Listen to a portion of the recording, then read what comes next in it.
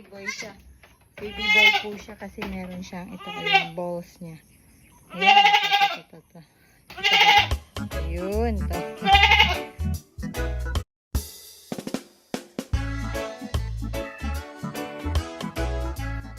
Ayan, magandang buhay mga farmers. Papasyalan po natin ang ating inahing kambing na ngayon ay nanganak na. At titignan natin kung babae ba or lalaki yung baby niya. Kasi yung ating ka-farmer, hindi daw niya masabi kung babae or lalaki. So, tara puntahan po natin at tignan din. Nasabihan po namin ang ating ka-farmer kanina nung binalita niya sa amin na nakapanganak na nga ang ating inahing kambing. Sinabi po ni engineer na padidehin niya yung baby goat para makuha ang unang gatas na pinakamasustansya. Yun ay tinatawag na colostrum.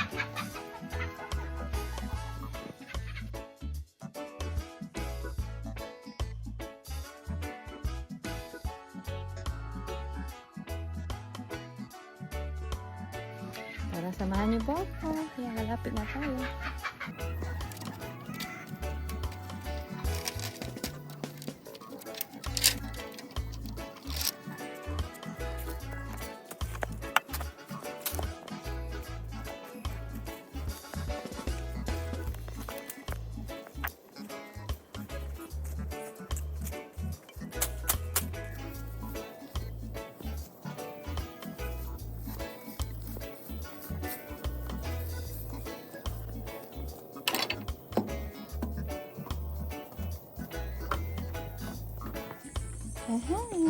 Baby goat. Uy, very healthy siya. Very healthy. So, isa lang po yung baby niya. Kala namin dalawa. So, laki-laki ng tiyan. Ayan siya. Baby goat. Baby girl or boy ba? Tignan po natin, ha.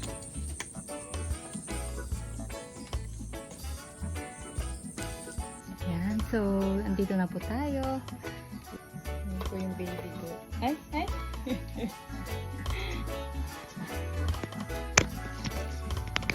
So, tignan po natin kung ano. Yung babae or lalaking baby goat niya. Ay, baby. Ay.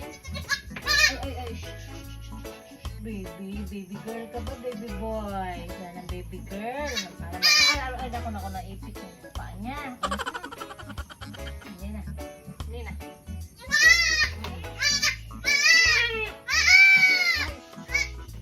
Ay, baby boy siya.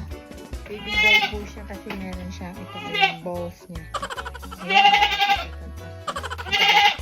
Ayun, to.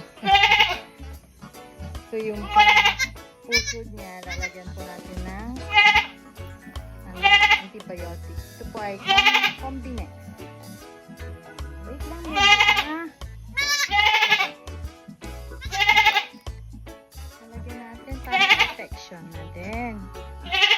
Wait lang. Ayan po. Ito yung Combinex.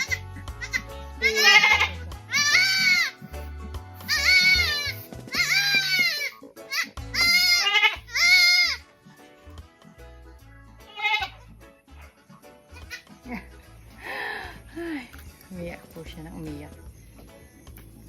So, it's a boy. Siyempre, mas maganda sana kung it's a girl.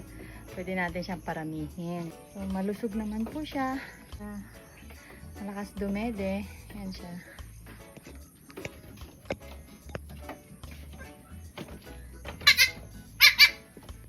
Yan siya. Saan ka na? Ang laki ng tiyan ng nanay ko. So, akala ko namin ano. Ayan. Nakatayo na siya. Ay.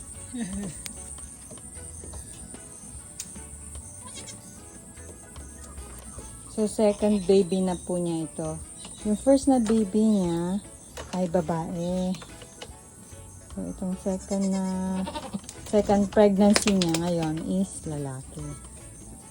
Lalaking baby. Daddy siya. Hindi, yun yung daddy niya. Mali.